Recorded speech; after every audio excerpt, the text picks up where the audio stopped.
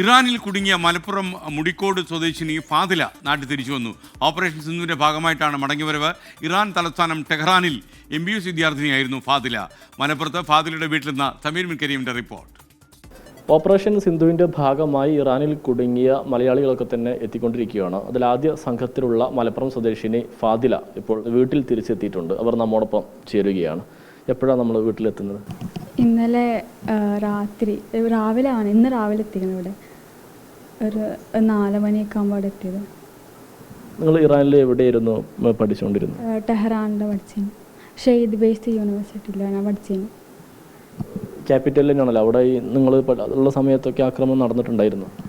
ഞാൻ അവിടെ ഫസ്റ്റ് എത്തിയപ്പോൾ അങ്ങനെ പ്രശ്നമൊന്നും ഇല്ലേനും. പിന്നെ എന്താ പറയുക, ഞങ്ങൾ രാത്രി ഇങ്ങനെ സൗണ്ടൊക്കെ നല്ലോണം കേൾക്കേനും അങ്ങനെയൊക്കെ പ്രശ്നമില്ല. പിന്നെ ഇന്ത്യൻ എംബസി ഞങ്ങളൊപ്പം ഉണ്ടായിക്കൊണ്ട് ഞങ്ങൾ ഫുള്ള് സേഫ് ആയിരുന്നു. ഒരു കുഴപ്പമില്ലാതെ സുരക്ഷിതമായി ഞങ്ങൾ നിൽക്കാനും ഇവിടെ എത്താനും പറ്റി. നമുക്ക് ഫുൾ ഇന്ത്യൻ എംബസി നമുക്ക് ഒപ്പം ഉണ്ടായിരുന്നില്ല എല്ലാ കാര്യത്തിനൊക്കെ. ഈ ആക്രമണത്തിൻ്റെ ശബ്ദമൊക്കെ നിങ്ങൾ താമസിക്കുന്ന അവിടെ കേൾക്കുമായിരുന്നു? അവിടെ കേൾക്കുന്നു. രാത്രിയൊക്കെ നല്ലോണം കേൾക്കുന്നു. പിന്നെ അവർ ഞങ്ങളെ വേഗം സ്ഥലത്തേക്കൊക്കെ മാറ്റി. പിന്നെ കുഴപ്പമൊന്നുമില്ല.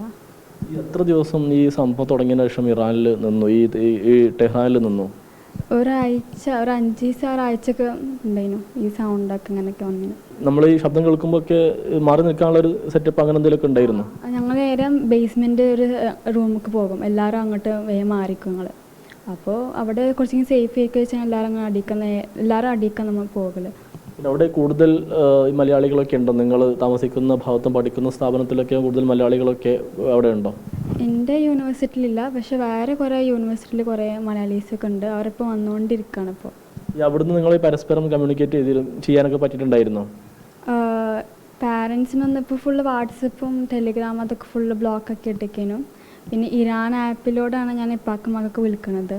അപ്പം അങ്ങനെ ഒരു കമ്മ്യൂണിക്കേഷൻ മാത്രം നടക്കുന്നുള്ളൂ. ഈ വാട്സപ്പും ടെലിഗ്രാമൊക്കെ അവിടെ ബ്ലോക്ക്ഡ് ആണോ? അവിടെ എല്ലാ ആപ്പും ബ്ലോക്കാണ്. ഇവിടെ ഇറാൻ ആപ്പ് മാത്രമേ യൂസ് ആക്കാൻ പറ്റുള്ളൂ. ഇറാൻ ഗവൺമെൻറ് ഭാഗത്തു നിന്നൊക്കെ നമുക്ക് നിർദ്ദേശങ്ങളും കാര്യങ്ങളൊക്കെ എങ്ങനെ, അലേർട്ടും കാര്യങ്ങളൊക്കെ ലഭിച്ചിട്ടുണ്ടായിരുന്നു? എങ്ങനെയായിരുന്നു അതൊക്കെ? നമുക്ക് അപ്പം തന്നെ ഒക്കെ അറിയിക്കുന്നുണ്ട്.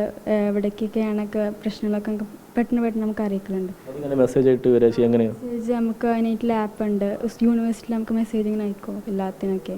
ഏതായാലും ഫാദില സുരക്ഷിതമായി എത്തിയിരിക്കുകയാണ്. ഇറാൻ്റെ തലസ്ഥാനമായ ടെഹ്റാനിലായിരുന്നു ഇവരുണ്ടായിരുന്നത്. വലിയ പ്രയാസങ്ങളില്ലാതെ എത്തി എന്നുള്ളതാണ് വലിയ ആശ്വാസകരമായ കാര്യം. ക്യാമറാമാൻ മുഹമ്മദ് അർഷക്കിനൊപ്പം സമീർ ബിൻ കരീം, 24 മലപ്പുറം.